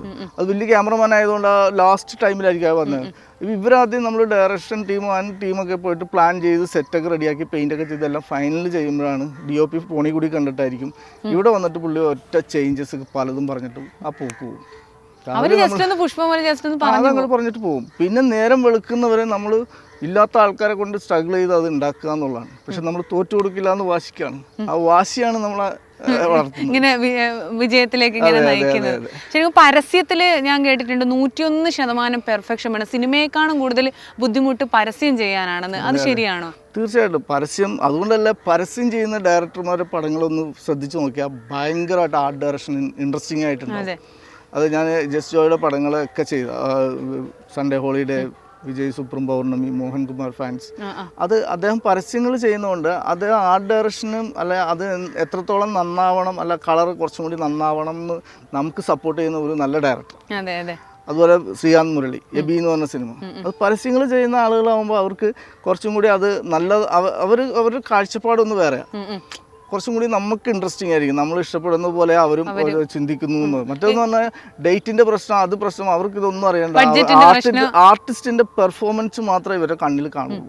ബാക്ക്ഗ്രൗണ്ടിനെ കുറിച്ചൊന്നും ഒരു അന്വേഷണവും ഇല്ല. അത് എന്തായിക്കോട്ടെ, ഷൂട്ടിംഗ് ഇന്ന ദിവസത്തിനുള്ളിൽ തീർന്നാൽ മതി എന്നുള്ള പ്രശ്നം. ശരിക്കും പറഞ്ഞാൽ ഒരു 30 ദിവസത്തെ ഷൂട്ടാണെങ്കിൽ ഒരു ആർട്ട് ഡയറക്ടർക്ക് അല്ലെങ്കിൽ പ്രൊഡക്ഷൻ ഡിസൈനർക്ക് എത്ര ദിവസം തരും ഈ വർക്കൊക്കെ ചെയ്ത് തീർക്കാനായിട്ട്? നമ്മൾ ആ സബ്ജക്റ്റിനനുസരിച്ചിരിക്കും. ഒരു സബ്ജക്റ്റ് നമ്മൾ കേൾക്കുമ്പോൾ നമുക്ക് പ്രീവിയസ് ഇത്ര ദിവസം കിട്ടിയാലാണ് നമ്മൾ ഈ സിനിമ ചെയ്യാൻ പറ്റുള്ളൂ. ഇത്ര ദിവസത്തിലാണെങ്കിൽ നമ്മൾ ഇന്ന കാര്യങ്ങൾ ഇങ്ങനെയായിരിക്കും, ഇതാണ് നന്നാവുക എന്നുള്ളത് നിങ്ങൾ ഡിസൈഡ് ചെയ്യുക. അങ്ങനെ ഇപ്പോൾ കൊടുക്കുക. പണ്ടൊക്കെ ആയിരുന്നതെന്ന് പറഞ്ഞു കഴിഞ്ഞാൽ നമ്മളെ ഏറ്റെടുത്തിട്ട് നമ്മൾ തുടങ്ങി അങ്ങോട്ട് ഒരു 10-20 ദിവസം നമ്മൾ ഉണ്ടാക്കി വെക്കും. അത് കഴിഞ്ഞിട്ട് പിന്നെ ഇപ്പം നമ്മൾ കറക്റ്റ് പ്ലാൻ ചെയ്ത് നമ്മൾ അതിന് വേണ്ടി ഒരു ഡിപ്പാർട്ട്മെൻറ്റിനെ വെച്ച് വർക്ക് ചെയ്തിട്ടാണ് കൊടുക്കുക. 3D സാധനമൊക്കെ ഉണ്ടാക്കിയിട്ട് ആ വിഷ്വലി അവർ കാണിച്ചു കൊടുത്തിട്ടാണ് ചെയ്യുക. അതിപ്പോൾ ഫൈറ്റ് മാസ്റ്റേഴ്സും അങ്ങനെ തന്നെ. ഇപ്പോൾ നമുക്ക് ഒരു 2-3 പേര് തന്ന് ഫൈറ്റ് ചെയ്യണം. ആ ഫൈറ്റ് എന്താണെന്ന് അവർ ഷൂട്ട് ചെയ്ത ഒരു സാധനം കൊണ്ടുവന്ന് ഫുൾട്ടേജ് കാണിച്ചിട്ട് ഇതാണ് ആ ഫൈറ്റ് എന്ന് കാണിച്ചിട്ട് ചെയ്യുക. അത് ഇപ്പോഴാണ് ഇപ്പോഴത്തെ ആൾക്കാർ ഇപ്പോൾ അങ്ങനെയൊക്കെ ഡെവലപ്പായി വന്നിട്ടുണ്ട്. പണ്ടെന്ന് പറഞ്ഞാൽ ഇവർ വന്ന് മാസ്റ്റർ എവിടെയോ പോയി റിഹേഴ്സൽ ചെയ്ത് പിന്നെ വന്ന് നമ്മൾ കണ്ട് ഒരു 3-4 ഫൈറ്റ് കണ്ട് അങ്ങനെ ഒരു ഉച്ചവരെ പോകും. അത് കഴിഞ്ഞിട്ടായിരിക്കും പിന്നെ അടുത്തതിലേക്ക് വരുന്നത്. സമയം കുറേ വേണ്ടി എന്ന് പറഞ്ഞാൽ ഇതാണ് സാധനം, ഇതിൻ്റെ ഈ ഷോട്ടുകൾ. അതുകൊണ്ടാണ് ഇപ്പോൾ ഫൈറ്റൊക്കെ 2 ഡേയ്സിലൊക്കെ തീരുന്നത്. മലയാള സിനിമയിൽ ഇപ്പോൾ ഏറ്റവും 2 ഡേയ്സിലൊക്കെ ഫൈറ്റ് തീരുന്നത്. ശരിക്കും മാർക്കറ്റിൽ ഇറങ്ങുന്ന ഓരോ പുതിയ കാര്യങ്ങളെക്കുറിച്ചും ഓരോ പ്രൊഡക്റ്റിനെ കുറിച്ചൊക്കെ ശരിക്കും അറിഞ്ഞിരിക്കേണ്ടവരല്ലേ നമ്മുടെ പ്രൊഡക്ഷൻ ഡിസൈനേഴ്സ്? അതെന്താണെന്ന് വെച്ചാൽ പലപ്പോഴും നമ്മൾ ഏത് മെറ്റീരിയലാണ് ഏറ്റവും നമുക്ക് നല്ല റിസൾട്ട് കിട്ടുന്നതെന്നുള്ളതും അല്ല നല്ല ഫിനിഷിംഗ് ഉള്ളതിനെ കുറിച്ച് നമുക്ക് ഒരുപാട് നമ്മൾ മെറ്റീരിയലിനെ കുറിച്ച് ഈ എക്സ്പോ പോലുള്ള സാധനങ്ങൾ അതിൻ്റെ ഹിസ്റ്ററി സാധനങ്ങളുണ്ടല്ലോ. അപ്പോൾ അതിൻ്റെ ഒരുപാട് സാധനങ്ങൾ നമുക്ക് ഗുണം ചെയ്യും. അപ്പോൾ അത് നമുക്ക് പല സാധനങ്ങളും ഈസി ആയിട്ട് ചെയ്യാം. എളുപ്പത്തിൽ ഈ ഫൈറ്റ് സാധനങ്ങളായാലും അങ്ങനെ ഗ്ലാസ് പൊട്ടുന്നത് ഇപ്പോൾ പല ടെക്നോളജി വന്നിട്ടുണ്ട്. അപ്പോൾ മാക്സിമം നമ്മൾ ഒരു സിനിമ ചെയ്യുമ്പോൾ ഗ്രാഫിക്സിൻ്റെ പണി കുറയ്ക്കാനേ നോക്കുള്ളൂ. പക്ഷെ തുടങ്ങുന്നതിന് മുമ്പ് പടത്തിൻ്റെ ഗ്രാഫിക്സിന് ഈ പോർഷൻ നമുക്ക് ഗ്രാഫിക്സ് എന്നും പറഞ്ഞാൽ വരുന്നത് നമ്മൾ എങ്ങനെ ഗ്രാഫിക്സ് കുറയ്ക്കാൻ പറ്റും, അതാണ് ഏറ്റവും നല്ലതായിട്ട് ഒരു പടം നന്നാക്കാൻ ഒരു ആർട്ട് ഡയറക്ടർ ചെയ്യേണ്ട കാര്യം. അതാണെന്ന് എനിക്ക് തോന്നിയത്. ഒരു ആർട്ട് ഡയറക്ടറും VFX ചെയ്യുന്നവരും തമ്മിൽ എപ്പോഴും നല്ലൊരു കണക്ഷൻ ഉണ്ടായിരിക്കണം സിനിമയിൽ. അതെ, അല്ലാതെ നമ്മൾ അവരായിട്ട് ആദ്യം ഡിസ്കസ് ചെയ്യണം. ഇത്തരം പോർഷനാണ് നമ്മൾ ചെയ്യുന്നത്, അവിടുന്ന് ഈ പോർഷൻ എങ്ങനെയായിരിക്കും ഒരു പ്രീ പ്ലാൻ ഉണ്ടാക്കിയിട്ട് വേണം നമ്മൾ ഇത് ഉണ്ടാക്കി വെക്കാൻ. നമ്മൾ ആദ്യം ഉണ്ടാക്കി വെച്ചിട്ട് അവർക്ക് മെഷർമെൻറ്റ് വലിയ പ്രശ്നമാണ്. ഈ ബസൂക്കയിൽ പോലും അങ്ങനെ സംഭവിച്ചിട്ടുണ്ട്. എന്ന് വെച്ചാൽ ഒരു വലിയൊരു ഫൈറ്റ് നമുക്ക് അതിന് ഒരു 100-300 മീറ്റർ ലെങ്ത്തിൽ ഫുള്ള് വൺ സൈഡ് നമുക്ക് കവർ ചെയ്യണം. അവർക്കൊരു ഐഡിയ ഇല്ല അതെങ്ങനെ ചെയ്യണം. അപ്പോൾ അവർ അത് ഡിസ്കസ് ചെയ്ത് ഷൂട്ടിങ്ങിൻ്റെ ഓരോ ദിവസം വരുമ്പോഴും നമുക്കിത് ഉണ്ടാക്കണമെങ്കിലുള്ള സമയമുണ്ട്. അത് അവർ അതിനെക്കുറിച്ച് ആലോചിക്കില്ല. അവർ വന്നിട്ട് അത് നമുക്ക് ചെയ്യാന്ന് പറയും, വേറൊരാൾ വന്നിട്ട് അത് ചെയ്യാൻ നോക്കട്ടെ. അവസാനം ഫൈനലി ഇതില്ലെങ്കിൽ ഈ പോർഷനെ ചെയ്യാൻ പറ്റില്ല. അപ്പം നമ്മൾ പിന്നെ ഒരുപാട് ആൾക്കാരെ വെച്ച് എക്സ്പെൻസീവായിട്ട് രാത്രി ഉണ്ടാക്കും. അപ്പോൾ അങ്ങനെ ഭക്ഷണമൊക്കെ കഴിക്കാതെ ടെൻഷൻ അടിച്ചിരുന്ന സെറ്റുകളൊക്കെ ഉണ്ടായിട്ടുണ്ടോ ശരിക്കും പ്രൊഡക്ഷൻ ഡിസൈൻ? പല സ്ഥലത്തും. അത് ഇപ്പോൾ ബസൂക്കയിൽ തന്നെ രാത്രികൾ നമ്മൾ പലപ്പോഴും ഉറങ്ങാത്ത രാത്രികളുണ്ട്. 3 ദിവസം കണ്ടിന്യൂസ് ആയിട്ടൊക്കെ നൈറ്റ് വർക്ക് പോയിട്ടുണ്ട്. അങ്ങ് തുടർച്ചയായിട്ട്. കാരണം ഡേറ്റിൻ്റെ പ്രശ്നങ്ങളും അതും ഇതൊക്കെ കൊണ്ട്. ഞാൻ ആദ്യമായിട്ട് ഒരു പെയിൻറ്റിങ് ചെയ്തത് വർഷങ്ങളായിട്ട് വീട്ടിലിരിക്കണമായിരുന്നു. മനഃപൂർവ്വം ഞാൻ ആ പെയിൻറ്റിങ് കൊണ്ടുവന്നിട്ട് 1-2 സിനിമയിൽ അത് ഉപയോഗിച്ചിട്ടുണ്ട്. ഒരു പരസ്യത്തിൽ ഞാൻ അത് ഉപയോഗിച്ചിട്ടുണ്ട്. കാരണം അതിൽ ആർക്കും അറിയില്ല അത് എൻ്റെ ഐഡിയ ആണ്. എന്ന് വെച്ചാൽ നമ്മൾ വരച്ചത് നമ്മൾ ഒരു 10 വർഷം കഴിഞ്ഞാൽ അത് അവിടെ കിടക്കട്ടെ എന്ന് ഓർത്ത് ലാൻഡ്മാർക്കായിട്ട് ഇരിക്കട്ടെ. നമുക്ക് ആ സീൻ കട്ട് ചെയ്യുമ്പോൾ ബാക്കിൽ ആ പെയിൻറ്റിങ് ആയിരിക്കും. മാക്സിമം ഈ പ്രിൻ്റ് എടുത്ത് വെക്കുന്ന പണി കുറയ്ക്കാൻ വേണ്ടി ഞാൻ ഫ്രീ ആകുമ്പോൾ പണ്ട് വരച്ച പടങ്ങളൊക്കെ എടുത്ത് ഫ്രെയിം ചെയ്തിട്ട് ഞാൻ ചെയ്യുന്ന സിനിമയിൽ മാക്സിമം ഉപയോഗിക്കാൻ ശ്രമിക്കും. എന്ന് വെച്ചാൽ നമ്മൾ അത് വരച്ച പടങ്ങൾ എങ്ങനെ പറ്റും, അത് ഒരു ഒരു ഗ്രാൻഡിയറായിട്ട് കാണാൻ വേണ്ടി. വരയ്ക്കാൻ അറിയാത്ത ഒരാൾക്ക് ഈസിയാണോ പ്രൊഡക്ഷൻ ഡിസൈനിങ്? എത്രയോ പേര് വരയ്ക്കാൻ അറിയാത്ത ആൾക്കാരുണ്ട്. വരയ്ക്കാൻ അറിയാത്ത ആൾക്ക് അതിനെങ്ങനെ ഡീൽ ചെയ്യണം എന്നുള്ള, അതായത് ഒരു മാസ്റ്റർ പ്ലാൻ ഉണ്ടാക്കുക എന്നുള്ളതാണ്. അയാൾക്ക് വരയ്ക്കാൻ ഇന്ന് എല്ലാവരും നമുക്ക് കിട്ടും, ഏത് മേഖലയിലെ ആളെയും കിട്ടും. നമുക്ക് വേണ്ടത് ഇതാണ്, ഇങ്ങനെ ഉണ്ടാവുന്നത്. അപ്പോൾ അത് 3D വരെ ചെയ്ത് തന്നെ ആൾക്കാരുണ്ട്. വരയ്ക്കണമെന്നൊന്നും മസ്റ്റല്ല. പക്ഷേ പുറത്ത് സ്ഥലങ്ങളിലൊക്കെ പോകുമ്പോൾ നമ്മൾ ഫസ്റ്റ് ഇപ്പോൾ ഡയറക്ടറായിട്ട് സംസാരിക്കുമ്പോൾ നമുക്ക് വരയ്ക്കാൻ അറിയാമെങ്കിലുള്ള ഗുണം എന്താ വെച്ചാൽ പെട്ടെന്ന് അവിടെ വെച്ച് നമുക്കൊരു സ്കെച്ചൊക്കെ ഉണ്ടാക്കിയിട്ട് കാണിച്ചു കൊടുക്കാം, ഇങ്ങനെ ആയിരിക്കും. അത് നമുക്ക് ഗുണം ചെയ്യണമെന്ന് വെച്ചാൽ നമ്മൾ അന്ന് വരച്ച് കാണിച്ചതാണ്, ഇതാണ് നമ്മൾ പ്ലാൻ ചെയ്തതെന്ന് പറയാം. അല്ലെങ്കിൽ നമ്മൾ പറയുമ്പോൾ എന്താ സംഭവിക്കണമെന്ന് പറയുന്നത്, നിങ്ങൾ അന്ന് പറഞ്ഞത് ഇങ്ങനെ ആയിരുന്നില്ല, അത് കുറച്ച് വലിയ ലെവലാണെന്ന് പറയുമ്പോൾ നമ്മൾ ആകെ ടെൻഷനാണ്. അതാണ് ഇതിന് തമ്മിലുള്ള വ്യത്യാസം. ഇപ്പോൾ പഴയ സിനിമകളിലൊക്കെ ആണെങ്കിൽ ഇപ്പോൾ ഏതെങ്കിലും ഒരു മാർക്കറ്റ് അല്ലെങ്കിൽ ഏതെങ്കിലും വിദേശ രാജ്യമൊക്കെ കാണിക്കണമെങ്കിൽ, വേറൊരു സംസ്ഥാനം കാണിക്കണമെങ്കിൽ നമ്മുടെ മനസ്സിലത് നമ്മൾ എവിടെയും കണ്ടിട്ടുണ്ടാവില്ല. അപ്പോൾ അത് നമ്മൾ വെറുതെ ഇങ്ങനെയൊക്കെ ചിന്തിച്ചിട്ട് വരച്ച് നോക്കുമ്പോഴല്ലേ അത് കുറച്ചുകൂടി ഈസി ആവുക. പണ്ടൊക്കെ നമ്മൾ വലിയ ഗ്ലാസ് വെച്ചിട്ട് ഗ്ലാസ്സിലാണ് വരക്കുക. ഈ ഗ്രാഫിക്സ് ഒക്കെ വന്നതിന് മുമ്പ് ആളെ പോസ്റ്റ് ചെയ്തിട്ട് ഗ്ലാസ്സിൽ വരച്ച് വെച്ചിട്ട് അങ്ങനെയൊക്കെയായിരുന്നു ചെയ്തേക്കുന്നത്. ഗുരുവിലൊക്കെ അങ്ങനെ കുറച്ച് ഷോട്ടൊക്കെ എടുത്തിട്ടുണ്ട്. അപ്പോൾ അതുപോലെ ഇന്നത്തെ കാലത്ത് പണ്ട് അത്രയും കാര്യങ്ങൾ ആ വലിയ സ്കെയിലിൽ പടം വരച്ച് ബാക്ക്ഗ്രൗണ്ടൊക്കെ വലിയ സ്ക്രീനിൽ പടം വരച്ചാണ് ബാക്ക്ഗ്രൗണ്ടൊക്കെ ചെയ്തിരുന്നത്, തെങ്ങൊക്കെ വരച്ച് വെച്ചിട്ട്. അത് ഇന്നും ഇത്രയും ടെക്നോളജി ഉള്ളതുകൊണ്ട് കുറേയും കൂടി ഈസി അല്ലേ. അവരൊക്കെ ആ മൊബൈലില്ലാത്ത കാലത്ത് അത്രയും വലിയ സെറ്റൊക്കെ ഉണ്ടാക്കി ചെയ്തിട്ടുണ്ട്. എന്നിട്ട് നമ്മളിവിടെ ഇപ്പോൾ ഒരു സെറ്റ് ഇടുമ്പോൾ ഒരുപാട് കഷ്ടപ്പാടുകളെ കുറിച്ച് പറയുക എന്ന് പറഞ്ഞാൽ ഈ കൃഷ്ണകുടിയിലൊരു പ്രണയകാലമാണോ ഏതാണെന്നല്ലോ, ഒരു റെയിൽവേ സ്റ്റേഷൻ്റെ പ്ലാറ്റ്ഫോം തന്നെ സെറ്റ് ഇട്ടതിൻ്റെ അതിൻ്റെ ഒരു ആർട്ട് ഡയറക്ടർ പറയുന്നത് കേട്ടു. ഭയങ്കരമായിട്ട് നമുക്ക് എങ്ങനെയാണ് പെട്ടെന്ന് ചെയ്തെടുക്കാൻ ഭയങ്കര ബുദ്ധിമുട്ടായിരുന്നു ആ സമയത്തൊക്കെ, ഈ പ്ലാറ്റ്ഫോമും അതൊക്കെ നമ്മൾ സെറ്റ് ഇടുക എന്ന് പറയുന്നത്. അല്ല, ഇപ്പം നമ്മൾ ചില സ്ഥലത്ത് ഷൂട്ടിംഗ് പ്ലാൻ ചെയ്യുമ്പോൾ ആ ഒരു ക്രൂവിൽ അവിടെ ഉള്ളൊരു സീനായിരിക്കും അത്, ഒരു റെയിൽവേ സ്റ്റേഷനും അതിന് ബന്ധപ്പെട്ടത്. ആ എൻ്റെ ക്രൂ വേറൊരു സ്ഥലത്ത് ഷിഫ്റ്റ് ചെയ്ത് ഇത്രയും എക്സ്പെൻസീവായിട്ട് പോയി അവിടെ പോയി ആൾക്കാരെ താമസിക്കുക, അതിൻ്റെ എക്സ്പെൻസ് കുറയ്ക്കാൻ വേണ്ടി ആ പൈസ നമ്മൾ ഇവിടെ ചിലവ് ചെയ്തൊരു ട്രാക്കും അതിൻ്റെ കല്ല് കാര്യങ്ങളൊക്കെ ചെയ്യാവുന്നതല്ലോ. അപ്പോൾ അത് പ്രീ പ്രൊഡക്ഷനിൽ അതൊക്കെ ആലോചിക്കും.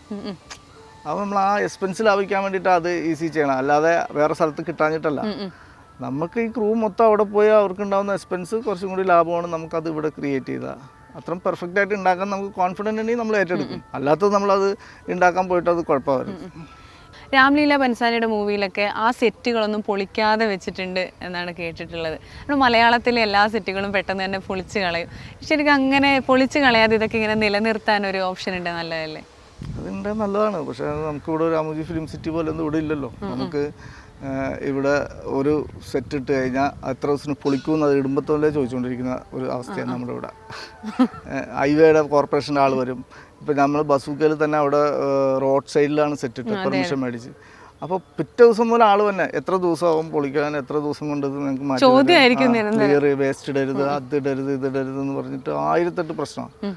അപ്പോൾ ഇത് നമ്മൾ വെൽ പ്ലാൻ ചെയ്ത് ഇത് കറക്റ്റ് ഡേറ്റിൽ ക്ലീൻ ചെയ്ത് കൊടുത്തില്ലെങ്കിൽ പിറ്റേ ദിവസം നമുക്ക് അഡീഷണൽ അത് അവിടെ വേറെ അഡീഷണൽ പൈസയൊക്കെ ചാർജ് ചെയ്യും.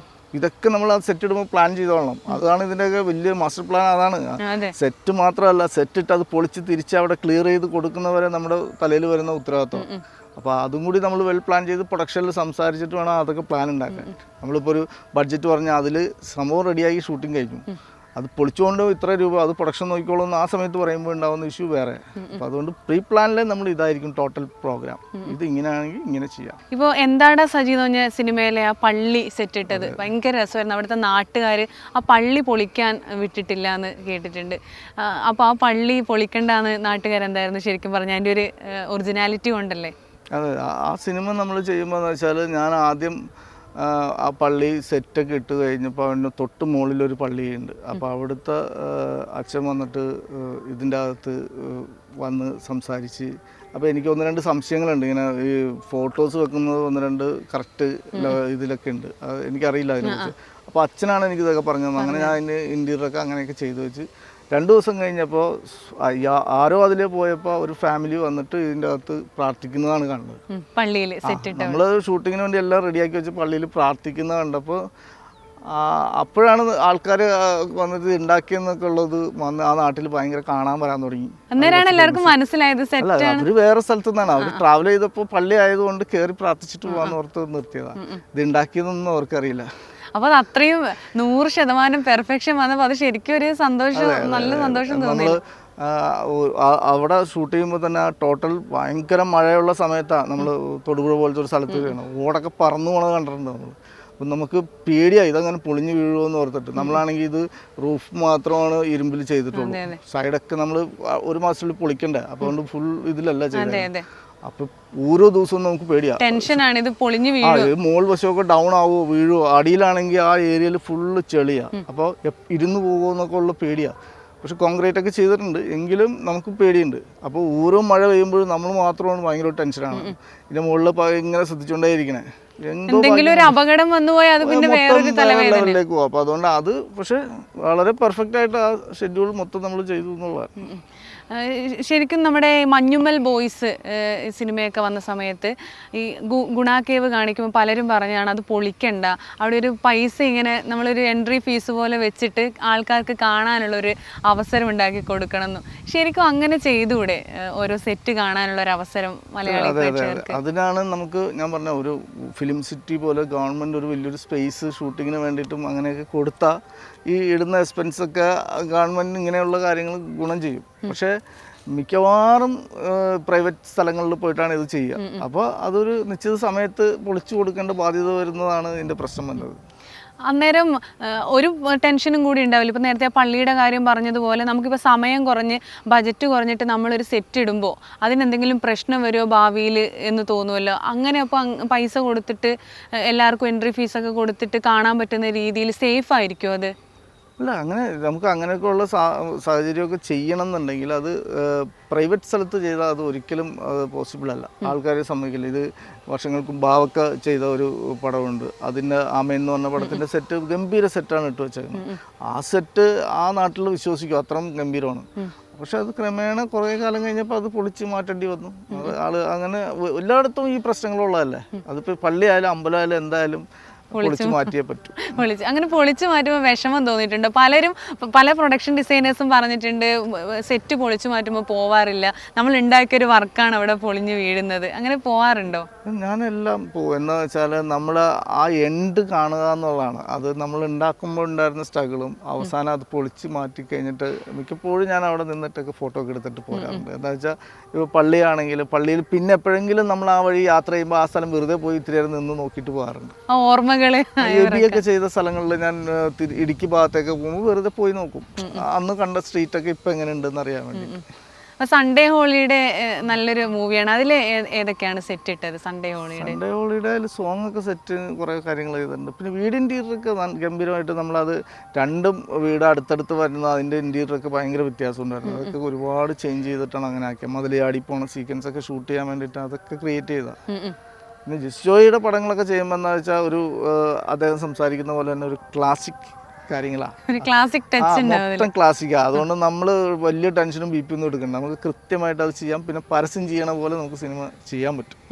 അത് വളരെ വലിയ ഭാഗ്യമാണ്. അങ്ങനെ പ്രൊഡക്ഷൻ ഡിസൈനറായിട്ട് ഒരു സിനിമ സെലക്ട് ചെയ്യുമ്പോൾ ഈ ആർട്ട് വർക്ക് നമ്മൾ ചെയ്യണം എന്ന് ഡിസൈഡ് ചെയ്യുമ്പോൾ എന്ത് കണ്ടിട്ടാണ് ഒരു സിനിമ സെലക്ട് ചെയ്യുന്നത്? കഥ കണ്ടിട്ടാണോ, അല്ലെങ്കിൽ ഡയറക്ടറെ നോക്കിയിട്ടാണോ? എങ്ങനെയാണ് ഒരു സിനിമ സെലക്ട് ചെയ്യുന്നത്?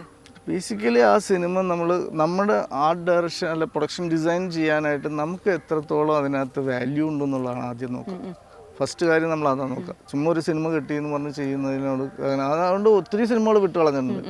ആ പല സിനിമകളും പകുതി പ്രശ്നങ്ങൾ വരുമ്പോഴും ഒക്കെ ഏറ്റെടുക്കേണ്ടി വന്നിട്ടുണ്ട്. പല സിനിമ വിട്ട് കളയേണ്ടി വന്നിട്ടുണ്ട്. ഇതെന്താണെന്ന് വെച്ചാൽ ഈ സിനിമ നമ്മൾ ടോട്ടൽ സിനിമയുടെ കഥ കേൾക്കുമ്പോൾ നമുക്ക് മനസ്സിലാവും നമുക്ക് ഇന്ന സ്ഥലത്ത് നല്ല സാധ്യതയുണ്ട്, അത് കുറച്ച് വർക്കും പരിപാടിയൊക്കെ ഉള്ള സ്ഥലമാണ്, അപ്പോൾ അത് കൊള്ളാം എന്ന് വിചാരിച്ചിട്ട് അങ്ങനെ ഏറ്റെടുക്കണം. അങ്ങനെയാണ് എടുക്കുന്നത്. അല്ല നടന്മാരൊക്കെ സംവിധായകരെയൊക്കെ നോക്കിയിട്ടൊക്കെ ഏത് നടൻ അഭിനയിക്കോ, അങ്ങനെ മമ്മൂട്ടി അഭിനയിക്കണമെന്ന് പറയുമ്പോൾ ഒക്കെ ഉണ്ടാവുമല്ലോ, അതൊക്കെ എല്ലാവർക്കും ഉള്ള പോലെ തന്നെ. പക്ഷെ നമുക്ക് എന്തെങ്കിലും വർക്ക് ഉണ്ടോ, നമുക്ക് ആ സിനിമ ചെയ്തത് വലിയൊരു സൂപ്പർ ആൾക്കാരെ കൂടെയൊക്കെ ചെയ്തു എന്ന് പറഞ്ഞിട്ട് നമുക്ക് എല്ലാ റോട്ടിലാണ് ഷൂട്ടിംഗ് എന്ന് പറയുന്നതിൽ കാര്യമില്ല. വലിയ വലിയ പടങ്ങൾ മാത്രം ചെയ്യണമെന്ന് ആഗ്രഹിക്കുന്നു, കുഞ്ഞു കുഞ്ഞു പടങ്ങൾ ചെയ്യാനും ഇഷ്ടമാണോ? ഇതിൽ ഏറ്റവും ഇപ്പോൾ ഞാൻ ഇതിനിടയിൽ ചെയ്ത ഒരു പടമാണ് ഇപ്പം അടുത്തൊരു പരിവാർ എന്ന് പറഞ്ഞ പടം. നല്ല സെറ്റായിരുന്നു. അപ്പോൾ അതൊരു വീട്ടിൽ ഷൂട്ട് ചെയ്യണം. അപ്പോൾ ആ വീട്ടിൽ നമുക്ക് ചെറിയ ബഡ്ജറ്റിൽ അത് ചെയ്യണം എന്നുള്ളതാണ്. അവരൊരു നല്ല യങ്സ്റ്റേഴ്സ് ആയിട്ടുള്ള 2 ഡയറക്ടേഴ്സ്. അപ്പോൾ അവരുടെ ക്രിയേറ്റീവായിട്ട് അവർ സംസാരിക്കുമ്പോൾ അത് നമുക്ക് എന്തും നമ്മുടെ സൈഡിൽ നന്നാക്കാം. സ്റ്റോറി എന്തോ അതൊന്നും നമ്മൾ നോക്കില്ല. ആ പടത്തിൽ നമ്മൾ എങ്ങനെ നമ്മുടെ സൈഡിൽ എങ്ങനെ, അതിലും ഈ പറഞ്ഞ പോലെ ആ റൂമൊന്നും ആ വീട്ടിലില്ല, അതൊന്നും ആർക്കും അറിയില്ല. അവിടെ ഒരു തറവാടിന് നടുമുറ്റം പോലെ ഇരുന്ന സ്ഥലവും നമ്മൾ ബെഡ്റൂം ആക്കി വിൻഡോസ് ഒക്കെ വെച്ച് അങ്ങനെ ഡിസൈൻ ചെയ്ത് അങ്ങനെ ആക്കി മാറ്റിയത്. വലിയൊരു വീട് അങ്ങനെ അതിൻ്റെ ഉള്ളിൽ എല്ലാം വീട് അങ്ങനെ ഉണ്ട്. പക്ഷെ വീടിൻ്റെ അകത്ത് വെറും പില്ലറും അകത്തളമൊന്നും ഇല്ല. അതൊക്കെ അകത്തളത്തിൻ്റെ ആ പോർഷൻ മാത്രമേ ഉള്ളൂ. ഇപ്പോഴത്തെ ഒരു ബെഡ്റൂം എന്ന് പറഞ്ഞ സാധനമേ ഇല്ല. അത് നമ്മൾ അവരുടെ ഒരു തുണിയൊക്കെ ഉണക്കാനിടുന്ന സ്ഥലമാണ്. അത് നമ്മൾ ബെഡ്റൂമുമായി ഡോറൊക്കെ ഉണ്ടാക്കി അങ്ങനെ മാറ്റിയതാണ്. പലരും ഇപ്പോൾ തമിഴിൽ ഒരു പ്രൊഡക്ഷൻ ഡിസൈനർ ഞാൻ പറയുന്നത് കേട്ടിട്ടുണ്ട്, തമിഴിൽ കഥ ചോദിച്ചപ്പോൾ അവർക്ക് ഭയങ്കര ദേഷ്യം വന്നു. എന്താണ് ഈ സിനിമയുടെ കഥ എന്ന് ചോദിച്ചിട്ട് സിനിമ സെലക്ട് ചെയ്യുന്നവരുണ്ടെന്ന്. അങ്ങനെ കഥ ചോദിക്കാറുണ്ടോ സിനിമയുടെ? തീർച്ചയായിട്ടും നമ്മളൊരു സിനിമ കമ്മിറ്റ് ചെയ്യുമ്പോൾ നമുക്ക് സ്റ്റോറി അറിയാണ്ട് പോയിട്ട് ഏറ്റെടുക്കാൻ പറ്റില്ല. പല ആളുകളും നമുക്ക് ഫുൾ സ്റ്റോറി പോലും പറഞ്ഞു തരില്ല. കഥ കേൾക്കാനൊന്നും മൊത്തം കഥ പറഞ്ഞു തരില്ല. തമിഴിൽ അങ്ങനെ മലയാളത്തിലെ ഒരു വലിയ പ്രൊഡക്ഷൻ ഡിസൈനർ തന്നെയാണ് ഈ ഒരു കാര്യം തുറന്നു പറഞ്ഞിട്ടുള്ളത്. തമിഴിൽ ചോദിച്ചപ്പോൾ അവർക്കത് ഇഷ്ടപ്പെട്ടില്ല എന്ന് മഞ്ഞുമൽ ബോയ്സിൻ്റെ പ്രൊഡക്ഷൻ ഡിസൈനർ പറഞ്ഞതാണത്. അല്ല, കഥ നമുക്ക് ടോട്ടൽ കേൾക്കാതെ നമ്മൾ പ്രോജക്റ്റ് ഏറ്റെടുത്താൽ നമ്മൾ പകുതിയിൽ പ്ലാൻ ചെയ്യുന്നതായിരിക്കില്ല. പിന്നെ ക്ലൈമാക്സ് പിന്നീട് പറഞ്ഞിട്ട് നമ്മളത് വലിയ കുഴപ്പത്തിൽ പോയി ചാടും. അപ്പോൾ നമ്മൾ ടോട്ടൽ സ്റ്റോറി കേൾക്കുമ്പോൾ തന്നെ നമുക്ക് ഈ സിനിമയിൽ നമുക്ക് എന്തൊക്കെ ചെയ്യാനുണ്ടെന്നും അല്ല എങ്ങനെ ആയിരിക്കണം എന്നൊക്കെ നമുക്കൊരു ഡിസൈൻ ചെയ്ത് നമ്മൾ കൊടുക്കുന്ന ഡിസൈൻ അവർക്ക് ഓക്കെ ആണോ എന്നുള്ളത് അറിഞ്ഞിട്ട് വേണം നമ്മളിത് ഏറ്റെടുക്കാൻ. നമ്മൾ പോയിട്ട് വേറെ വലിയ കാര്യങ്ങളൊക്കെ പറഞ്ഞ് അവിടെ അതിൻ്റെ പകുതി പൈസ ഉണ്ടാവുള്ളൂ. കുഴപ്പങ്ങളോട് കുഴപ്പമാണെങ്കിൽ പിന്നെ അത് ഏറ്റെടുക്കുന്ന കാര്യമില്ലല്ലോ. ഒരു 500 കോടിയൊക്കെ തരുവാണെങ്കിൽ നമുക്ക് ഈ ലോകം തന്നെ ഉണ്ടാക്കാം അല്ലേ? പക്ഷെ അത് ഡിപ്പെൻഡ് ചെയ്യുന്ന സിനിമകളുടെ സ്റ്റോറി നല്ലതായിരിക്കണം, ഡയറക്ടർ നല്ലതാവണമെന്നല്ല. നല്ല സ്റ്റോറി ഉണ്ടെങ്കിൽ കൂടെ നല്ല ടെക്നീഷ്യന്മാരുണ്ടെങ്കിൽ നല്ലതാവും. മിക്കവാറും പ്രോഡക്റ്റുകൾ ഡയറക്ടർ നല്ലതാവണമെന്നില്ല. അറിയാവുന്ന പുള്ളിക്ക് ചിലപ്പോൾ പുതിയ പടം ആദ്യമായിട്ടായിരിക്കും ഡയറക്ഷൻ ചെയ്യാൻ പോകണം, അല്ലെങ്കിൽ 2-3 ഷോർട്ട് ഫിലിമൊക്കെ ആയിരിക്കും പുള്ളി ഇതിനു മുമ്പ് ചെയ്തേക്കണം. പക്ഷെ പുള്ളിക്ക് ആ സിനിമയിലേക്ക് വരുമ്പോൾ പുള്ളിയുടെ കൂടെയുള്ള ടീം നല്ല ടീമാണെങ്കിൽ പുള്ളി ഗംഭീരമായിട്ട് ചെയ്യും. ഒരു ആർട്ട് ഡയറക്ടർ ആവുന്ന ഒരാൾക്ക് വേണ്ട ക്വാളിറ്റീസ് എന്തൊക്കെയാണ്? എങ്ങനെയുള്ള ഒരാൾക്കാണ് ആർട്ട് ഡയറക്ടർ ആവാൻ പറ്റുക, അല്ലെങ്കിൽ ഒരു പ്രൊഡക്ഷൻ ഡിസൈനർ ആവാൻ പറ്റുക? അവർക്ക് ഒരു വിഷ്വലി ഭയങ്കരമായിട്ട് ചിന്തിക്കണം. ഒരു വിഷ്വൽ ബാക്ക്ഗ്രൗണ്ട് എന്തായിരിക്കും, അല്ലെങ്കിൽ എന്തായിരിക്കണം അവിടുത്തെ കളറ്, എങ്ങനെയാണ് അതിൻ്റെ ബാക്ക്ഗ്രൗണ്ട് ഉണ്ടാവണം, എളുപ്പത്തിൽ എങ്ങനെ ചെയ്യാം. ഈ 3 കാര്യങ്ങളാണ് ഞാൻ മനസ്സിലാക്കിയേക്കുന്നത്. നമുക്ക് കുറേ സമയം എടുത്തൊരു സാധനം ഉണ്ടാക്കുന്നു, കുറച്ച് സമയത്തിൽ എങ്ങനെ ചെയ്യാൻ പറ്റുമെന്നും കൂടി ആലോചിക്കണം. കാരണം ഞാൻ പഠിച്ച സ്കൂൾ മുത്തുരാജ് എന്ന് പറഞ്ഞ് ആ സ്കൂളിൽ നിന്നാണ് വന്നത്. ആ സ്കെയിൽ അങ്ങനെയാണ്. വലിയ കാര്യം പുള്ളിയെടുത്ത് പറഞ്ഞാൽ പുള്ളി ചെറുതായിട്ടേ ചിന്തിക്കുള്ളൂ. വലിയൊരു സെറ്റ് ഇടണമെന്ന് പറയുമ്പോൾ നമുക്ക് ചെയ്യാം. ഇപ്പോൾ നമ്മൾ തെറി എന്ന് പറഞ്ഞ സിനിമ ചെയ്തു, പിന്നെ ബിഗിൽ ചെയ്യുമ്പോൾ അത്രയും വലിയൊരു സ്റ്റേഡിയം പുള്ളിയെടുത്ത് പറയുന്ന അറ്റ്ലി പറഞ്ഞിട്ടുണ്ട്, ഇത്രയും വലിയ സ്റ്റേഡിയമാണ്, അത് കിട്ടാൻ ഒരു മാർഗ്ഗമില്ല, എന്ത് ചെയ്യാം, നമുക്ക് ഉണ്ടാക്കാമെന്ന പുള്ളി സിമ്പിളായിട്ട് പറഞ്ഞു, ഈസി ആയിട്ട് പറഞ്ഞു. പക്ഷെ ആ സ്റ്റേഡിയം പുള്ളി വിചാരിച്ചതിനേക്കാളും വലിയ സ്കെയിലിൽ അത് ഉണ്ടാക്കി. ബഡ്ജറ്റ് ഇട്ടപ്പോൾ പോലും പുള്ളിക്ക് ചിലപ്പോൾ പാളിപ്പോയിട്ടുണ്ടാവും. പക്ഷേ എന്നാലും അത് ഗംഭീരമായിട്ട്, കാരണം പുള്ളി ഇടുന്ന സ്റ്റേജ് ഇത് ഗ്രൗണ്ട് ലെവൽ വെച്ചിട്ടാണ് ആ സ്റ്റേജ് ആ ഗ്രൗണ്ട് സെറ്റ് ഇട്ടത്. ഇത് ഗ്രൗണ്ട് ലെവൽ വെച്ചിട്ട് പുള്ളി ഉണ്ടാക്കിയപ്പോൾ അതിൻ്റെ പ്രശ്നം എന്താ വെച്ചാൽ അങ്ങ് അറ്റത്തെപ്പോൾ 25 അടി ഹൈറ്റാണ്. അപ്പോൾ ഈ 25 അടി ഹൈറ്റ് ഈ ഗ്രൗണ്ട് ലെവൽ ചെയ്യുക എന്ന് പറഞ്ഞാൽ നമ്മൾ ഒരിക്കലും ആ ബഡ്ജറ്റിൽ പ്ലാൻ ചെയ്താലും അതിൻ്റെ മുകളിൽ പോകും. അങ്ങനെയൊക്കെ മുത്തുരാജ് സാറിൽ നിന്നാണ് അപ്പോൾ ഇങ്ങനെ ചെറിയൊരു ബജറ്റ് ആണേലും എങ്ങനെയാണ് ഒരു സെറ്റ് ഇടേണ്ടതെന്ന് പഠിച്ചത്? അതെന്ന് വെച്ചാൽ പുള്ളി ഒരു ടൈം വരെ പുള്ളി എല്ലാം ക്രിയേറ്റ് ചെയ്ത് കിട്ടും. പിന്നെ പുള്ളി നമുക്ക് വിട്ടു തന്നെ എല്ലാ കാര്യം പുള്ളി നമ്മളെ ഏൽപ്പിക്കുക. ഇത് ഇങ്ങനെ നീ പ്ലാൻ ചെയ്തോ, ഇങ്ങനെയാണ് നമുക്ക് ചെയ്യേണ്ടത്, ഇതാണ് അതിൻ്റെ ബേസിക് സംഭവം എന്ന് മാത്രമേ പറയുള്ളൂ. ഇപ്പം ബിഗിലും തെറിയൊക്കെ ചെയ്തൊരു അത്രയും വലിയൊരു പ്രൊഡക്ഷൻ ഡിസൈനർ ഗുരു ആയിരിക്കുന്ന സമയത്ത് കിട്ടുന്ന ഒരുപാട് പ്രിവിലേജ് ഉണ്ടാവുമല്ലോ, അതെന്തൊക്കെയാണ്? അല്ല, അദ്ദേഹത്തിൻ്റെ കൂടെ ഇപ്പം നമ്മൾ പലപ്പോഴും പോകുമ്പോൾ എന്ന് വെച്ചാൽ അദ്ദേഹത്തിൻ്റെ അതേ ഫെസിലിറ്റീസ് പ്രൊഡക്ഷൻ നമുക്ക് തരുന്നത്. നമ്മൾ വരുന്നതും കാണുന്നതും അതേ പൊസിഷനിലാണ് കാണുക. ഇപ്പം നമ്മൾ ബോംബെയിൽ പോയി ജവാൻ ചെയ്തപ്പോഴും അതിന് മുമ്പ് 2.0 ഡൽഹി ഷെഡ്യൂളൊക്കെ ചെയ്തിരുന്നു. അപ്പോൾ അവർ ചില അദ്ദേഹത്തിന് വേറെയും പ്രോജക്റ്റ് ഒരേ സമയത്ത് നടക്കണതുകൊണ്ട് ആ പൊസിഷനിലാണ് നമ്മൾ വിടുന്നത്. അപ്പോൾ നമ്മളവിടെ പോയിട്ട് അവിടെയുള്ള ടെക്നിക്കൽ, അവിടെയുള്ള ഇപ്പോൾ ലോക്കൽ അവിടുത്തെ പ്രൊഡക്ഷനായിട്ടൊക്കെ സംസാരിക്കുമ്പോൾ അവർ നമ്മളെ കാണുന്ന വലിയ ലെവലിലാണ്. അപ്പോൾ നമ്മൾ ആ സ്കെയിലിൽ തന്നെ നിന്നില്ലെങ്കിലുള്ള പ്രശ്നം എന്ന് വെച്ച് കഴിഞ്ഞാൽ അവർ ഭയങ്കര താഴെയാണെന്നുള്ളൊരു ചിന്തിക്കും. അതുകൊണ്ട് ഒന്നാമത് ഈ ആളുകളെ മാനേജ് ചെയ്യാന്നുള്ള വലിയ പരിപാടിയാണ്. പുറത്ത് സ്ഥലങ്ങളിൽ പോയാൽ, തമിഴ് മാത്രമല്ല, ഇപ്പോൾ സൗത്ത് അമേരിക്കയിൽ പോയാൽ അവിടുത്തെ ഒരു ലോക്കൽ പ്രൊഡക്ഷൻ ഉണ്ട്. ആ പ്രൊഡക്ഷന് 10-30 പേരുണ്ടാവും. അവരെ എങ്ങനെ ഡീൽ ചെയ്യാം? നമ്മളവിടെ പോയിട്ട് നമ്മൾ ആവശ്യപ്പെടുന്ന സാധനങ്ങൾ നമ്മൾ പറയുന്ന ബഡ്ജറ്റിൻ്റെ 10 ഇരട്ടിയായിരിക്കും അവരവിടെ പറയാൻ പോകുന്നത്. അത് നമ്മൾ പ്രീവിയസ് പോകുമ്പോഴേ പ്ലാൻ ചെയ്ത് പോയില്ലെങ്കിൽ അവിടെ പോയിട്ട് നമ്മൾ പറയുന്ന സാധനങ്ങളായിരിക്കില്ല, അവർ വേറെയാണ് കൊണ്ടുവന്ന് തരിക. എന്നിട്ട് ആ എമൗണ്ടിലാണ് നമ്മൾ ഡീൽ ചെയ്യേണ്ടി വരുന്നത്. അപ്പോൾ അതൊക്കെ ഹാൻഡിൽ ചെയ്യണമെങ്കിൽ ഇത്തിരി പവറായിട്ട് ബുദ്ധിപരമായിട്ട് പോയില്ലെങ്കിൽ ചെയ്യാൻ ഭയങ്കര. ഒരു പ്രൊഡക്ഷൻ ഡിസൈനർ നല്ലൊരു കോർഡിനേറ്റർ കൂടി ആവണം അല്ലേ? തീർച്ചയായിട്ടും. എന്നാൽ മാത്രമേ സ്മൂത്ത് ആയിട്ട് പോവുള്ളൂ. നമ്മൾ ഏത് സ്ഥലത്ത് പോയാലും ആ സ്ഥലത്ത് നമുക്ക് എങ്ങനെ ഹാൻഡിൽ ചെയ്യാൻ പറ്റും എന്നുള്ളത് കൃത്യമായിട്ട് പഠിക്കാതെ പോയാൽ വലിയ പാടാണ്. കേരള സിനിമ ഇപ്പോൾ നമ്മുടെ മോളിവുഡ് ഇൻഡസ്ട്രിയേക്കാൾ കൂടുതൽ എല്ലാവരും എന്താ പറയുക വാല്യൂ തരുന്നതും എല്ലാം മറ്റ് ഇൻഡസ്ട്രികളിലാണോ പോകുമ്പോൾ? എന്താ ഡിഫറൻസ് തോന്നിയിട്ടുള്ളത് കേരളത്തിൽ? എല്ലായിടത്തും അങ്ങനെ പല സ്റ്റൈലിലാണ്. ഓരോ സ്ഥലത്ത് ചെല്ലുമ്പോൾ ഓരോ മേഖലയിലുള്ള ആൾക്കാർ, നമുക്കിപ്പോൾ ബോംബെയിൽ പടം ചെയ്യാൻ പോയാൽ അവിടുത്തെ യൂണിറ്റ് ആൾക്കാർക്കൊക്കെ ടൈമിങ് കാര്യങ്ങളൊക്കെ ഉണ്ട്. മദ്രാസിൽ വേറൊരു ടൈമിങ് കാര്യങ്ങളുണ്ട്. നമ്മുടെ നാട്ടിലാണെങ്കിൽ എന്താ വെച്ചാൽ നമുക്ക് ഒരു പകുതി പെയിൻ്റ് അടിച്ച് നിർത്തിയാണ്. അപ്പം നമുക്ക് പോയിട്ട് പറയാം, ഈ ബാക്കിയും കൂടി ഒന്ന് കംപ്ലീറ്റ് ചെയ്യുന്നു, എന്തായാലും ചെയ്തേക്ക്, ബാക്കി പറഞ്ഞ് നമ്മൾ ചെയ്യിപ്പിക്കാം. ബോംബെയിൽ പോയിട്ട് അത് അടിച്ച് പകുതിയിൽ നിന്ന് അവിടെ ബ്രഷ് വെച്ച് പോകും. അതും പിന്നെ അടിക്കണമെങ്കിൽ പിറ്റേ ദിവസം അടിക്കും. ആ വ്യത്യാസമാണ്. ഒരു കാര്യം എല്ലാവരും ഇപ്പം ചർച്ച ചെയ്യുന്ന ഒരു കാര്യമാണ് ഇപ്പം എമ്പുരാനിലെ സെറ്റ്.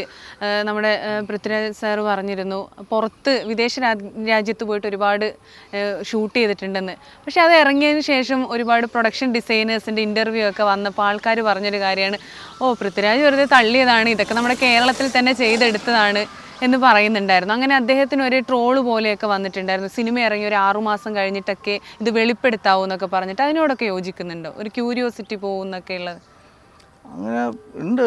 ഓരോ പടം ചെയ്യുമ്പോൾ ഇപ്പോൾ നമ്മൾ 2.0 എന്ന് പറഞ്ഞ സിനിമ നമ്മൾ ചെയ്യുമ്പോൾ അക്ഷയ് കുമാറിൻ്റെ ഗെറ്റപ്പ് ഉണ്ട്, അത് വെളിയിൽ പോകരുതെന്ന് ഭയങ്കര സ്ട്രിക്റ്റാണ്. അതുകൊണ്ട് ആ സ്റ്റേഡിയത്തിൽ ഷൂട്ട് ചെയ്യുന്ന എൻ്റെയർ ആൾക്കാരെ മൊബൈൽ മേടിച്ച് വെച്ച് ക്ലോസ് ചെയ്തിട്ട് അകത്ത് വിടുള്ളൂ. നമ്മൾ ഷൂട്ടിംഗ് നടക്കുമ്പോൾ തന്നെ അവിടുത്തെ പേപ്പറിൽ അയാളുടെ ഗെറ്റപ്പും ഫോട്ടോയൊക്കെ വെളിയിൽ വന്നു അവിടുത്തെ പേപ്പറിൽ. അപ്പം അത്രയും ഒരു ടാർഗറ്റ് ചെയ്ത് നിൽക്കുന്ന ഒരു മീഡിയ ലെവലിൽ നിൽക്കുന്ന സ്ഥലത്താണ് നമ്മൾ ജീവിക്കുന്നത്. നമ്മൾ എന്തൊക്കെ പറഞ്ഞിട്ട് കാര്യമില്ലല്ലോ. അപ്പോൾ കാണേണ്ടവർ കാണും, അവർ ചെയ്യേണ്ടത് ജോലി ചെയ്തേയിരിക്കും. അതിൻ്റെ പിന്നെ നമ്മൾ അതിൻ്റെ ഫൈറ്റ് ചെയ്യാൻ പോയിട്ടൊന്നും ഒരു കാര്യമില്ല. പ്രൊഡക്ഷൻ ഡിസൈൻ ഇപ്പോൾ സിനിമ ഇറങ്ങിയ പിറ്റേന്ന് തന്നെ വരുമ്പോൾ അത് നമുക്ക് ഒറിജിനൽ അല്ല എന്ന് തോന്നും. അതിപ്പോൾ എല്ലാവർക്കും തോന്നുമല്ലോ നമ്മൾ ഓരോ സെറ്റും ഒറിജിനൽ അല്ലെന്ന്. അപ്പോൾ പ്രൊഡക്ഷൻ ഡിസൈനർ അപ്പോൾ അറിയപ്പെടാതിരിക്കുകയല്ലേ ചെയ്യുക ഇത് വെളിപ്പെട്ടിട്ടില്ലെങ്കിൽ? അല്ല, അത് ക്രമേണ നമ്മൾ ആ സിനിമ കുറേ കഴിഞ്ഞാണെങ്കിൽ എന്തെങ്കിലുമൊക്കെ ആയിട്ട് ആൾക്കാർ പറയുള്ളൂ. ഇപ്പോൾ പുലിമുരുകൻ എന്ന് പറഞ്ഞ സിനിമ ഇറങ്ങിയപ്പോഴും കുറേ ചർച്ചകൾ ഉണ്ടായിട്ടുണ്ട്. എല്ലാ സിനിമക്കും ഓരോ ചർച്ചകളുണ്ടാകും. അത് ക്രമേണ ആ സിനിമ ഓടി വരുമ്പോൾ അതിൻ്റെ ഓട്ടോമാറ്റിക്കലി അതിൻ്റെ കാര്യങ്ങളൊക്കെ വെളിയിൽ വരും. അത് നമ്മളൊന്നും ഒളിച്ചു വെച്ചിട്ട് കാര്യമൊന്നുമില്ല. ആ സിനിമ ഒരു 3 മാസം അതിനെക്കുറിച്ച് ചർച്ച ചെയ്യും. അത് കഴിഞ്ഞാൽ പിന്നെ അതിനെക്കുറിച്ച് ആരും ചർച്ച ചെയ്യും. അടുത്ത സിനിമ വരും. അപ്പോൾ നമ്മൾ ഈ 3 മാസത്തെ മുമ്പേ ഉണ്ടായിരുന്ന സിനിമയുടെ കുറേ സംഭവങ്ങൾ ഇപ്പോൾ കൊണ്ട് വെളിപ്പെടുത്തിയിട്ട് ഒരു കാര്യമില്ല. അത് അവർ അതേ പ്രൊഡക്ഷനിലെ ആളുകൾ തന്നെ അതിൻ്റെ ഓരോ സെക്ഷനായിട്ട് വെളിപ്പെടുത്തും. മേക്കിംഗ് എന്ന് പറഞ്ഞ് ഇപ്പോൾ ഇറക്കണുണ്ടല്ലോ, ഷൂട്ടിംഗ് നടക്കുമ്പോഴേ മേക്കിംഗ് ഇറക്കുന്നുണ്ട്. പരസ്യത്തിൽ നമ്മൾ ഐസ്ക്രീം, അതുപോലെ തന്നെ സാമ്പാർ, രസം ഇതൊക്കെ ഉണ്ടാക്കുന്നത് ഭയങ്കര ഒറിജിനൽ അല്ല എന്ന് പറഞ്ഞിട്ടുണ്ട്. ഐസ്ക്രീമൊക്കെ സ്പോഞ്ച് വെച്ചിട്ടൊക്കെ ഉണ്ടാക്കുന്നത്. എങ്ങനെയാണ് ശരിക്കും ഇങ്ങനെ ഇതുപോലെയുള്ള സംഭവങ്ങളൊക്കെ, കറികളൊക്കെ എങ്ങനെയാണ് പരസ്യത്തിൽ ഷൂട്ട് ചെയ്യുമ്പോൾ? നമ്മളെന്നറിയാം, നമുക്കിപ്പോൾ ആഡ് ഫിലിം ചെയ്യുമ്പോൾ എന്ന് വെച്ചാൽ ഒരു ഡിപ്പാർട്ട്മെൻ്റ് ഉണ്ട്. ഫുഡാണെങ്കിൽ ഫുഡിൻ്റെ അതിൻ്റെ പ്രിപ്പറേഷന് വേണ്ടി ആൾ വരും. അയാൾക്ക് അതിൻ്റെ ടെക്നിക്കലി സൈഡെല്ലാം അറിയാം. ബോംബെയിലും മദ്രാസിലൊക്കെ അങ്ങനെ തന്നെ ചെയ്യുന്ന ആൾക്കാരുണ്ട്. അപ്പോൾ ഇങ്ങനത്തെ ഐസ്ക്രീമിൻ്റെ ആഡാണ് ചെയ്യണമെങ്കിൽ ഐസ്ക്രീമിൻ്റെ അത് എങ്ങനത്തെ മെറ്റീരിയൽ എങ്ങനെ ഉണ്ടാവണം, ഡ്രോപ്സ് വീഴാൻ പാടില്ല, അങ്ങനെ ഡീറ്റെയിലിംഗ് ആയിട്ട് ചെയ്യുന്ന അത് അവർ തന്നെ ആ പ്രോഡക്റ്റായിട്ടാണ് വന്നത്. മറ്റേതെന്ന് പറഞ്ഞാൽ പണ്ട് നമ്മളൊരു ഐസ്ക്രീം പരസ്യം ചെയ്താൽ നമ്മളിരുന്ന് ആലോചിക്കണം അതെങ്ങനെ ചെയ്യാമെന്ന്. ഇപ്പോൾ അങ്ങനത്തെ എല്ലാ ടീമും ഉണ്ട്. പ്രോഡക്റ്റ് ഷൂട്ട് എന്ന് പറഞ്ഞൊരു സെപ്പറേറ്റ് ടീം തന്നെയുണ്ട്. അതുകൊണ്ട് നമ്മൾ ഇപ്പോൾ ഞാൻ ഡബിൾ ഓട്സിൻ്റെയൊക്കെ പരസ്യങ്ങൾ ചെയ്താൽ, അപ്പോൾ ഈ വെള്ളയപ്പം എന്ന് പറഞ്ഞ സാധനത്തിന് നടുക്ക് കറക്റ്റ് ഷേപ്പും റൗണ്ടൊക്കെ വരണം. ഇപ്പം നമ്മൾ ഈ ആർട്ടിലെ ആൾക്കാരൊന്നും ഉണ്ടാക്കിയാലൊന്നും ഇത് ശരിയാവില്ല. ഇപ്പോൾ നമ്മൾ എന്തൊക്കെ ക്രിയേറ്റ് ചെയ്താലും അത് ഏതെങ്കിലും സൈഡിൽ നമ്മൾ ടിഷ്യൂ പേപ്പർ വരെ വെച്ചിട്ട് അത് ചെയ്ത് വിട്ടിട്ടുണ്ട്. ആ ഷേപ്പ് ഉണ്ടാക്കുക എന്നുള്ള ഓഡിയൻസ് കാണുമ്പോൾ ആ വിഷ്വലി ആ ലുക്ക് ഉണ്ടാക്കുക എന്നുള്ളതാണ്. അങ്ങനെ പല അരിയുടെ പരസ്യത്തിനാണെങ്കിൽ ആരോ പറഞ്ഞാൽ കേട്ടിട്ടുണ്ട്, അരിയൊന്നും ഒറിജിനൽ. ഇപ്പോൾ ഒരു കമ്പനിയുടെയാണ് നമ്മൾ പരസ്യം ചെയ്യാൻ പോകുന്നതെങ്കിൽ വേറൊരു കമ്പനിയുടെ അരി ഇട്ടിട്ടാണ് നമ്മൾ വിഷ്വൽ എടുക്കുക. ഇതവിടെ സൈഡാക്കി വെക്കുന്നത്. അത് ഒരു 10 വർഷത്തിന് മുമ്പേ നമ്മൾ ബിൽഡിംഗ് പണിയുന്നതിന് മുമ്പേ ആ ഫ്ലാറ്റിൻ്റെ പരസ്യമൊക്കെ ചെയ്തിട്ടുണ്ട് പലപ്പോഴും. ബിൽഡിംഗ് പണി തുടങ്ങിയിട്ട് പോലുമില്ല. അപ്പോൾ അതിൻ്റെ ഒരു മേക്കിംഗ്.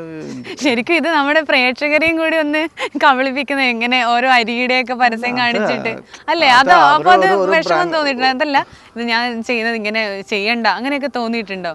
ഇല്ല, നമ്മളെ സംബന്ധിച്ചിടത്തോളം നമ്മൾ ഒരു പ്രോഡക്റ്റ് വരാൻ പോകുന്നു. ആ പ്രോഡക്റ്റ് ഇതാണ് അവർ ഇറക്കാൻ പോകുന്നത്. അത് അവർ കാണിച്ചു തന്നിട്ടാണ് ചെയ്യണത്. അപ്പോൾ അതിന് ആ ലുക്ക് ആൻഡ് ഫീൽ എങ്ങനെ ഉണ്ടാക്കാൻ പറ്റുമെന്ന് മാത്രമേ നമ്മൾ ആലോചിക്കുന്നുള്ളൂ. അല്ലാതെ അത് ഇറക്കാതിരിക്കുക, അത് പ്രീവിയസ് ഇഷ്യൂ ഒക്കെ ആ പ്രൊഡക്ഷനാണ് നോക്കേണ്ടത്. നമ്മളെ സംബന്ധിച്ചിടത്തോളം ഇതാണ് ഞങ്ങളുടെ പ്രോഡക്റ്റ്. വിഷ്വലി ഈ പ്രോഡക്റ്റ് ഇതിങ്ങനെ സ്ക്രീനിലുണ്ടാവും. ഇത് ഏറ്റവും മനോഹരമായിട്ട് എങ്ങനെ നമ്മൾ പ്രസൻറ്റ് ചെയ്യാം, അത് മാത്രമേ നമ്മൾ ആലോചിക്കുള്ളൂ.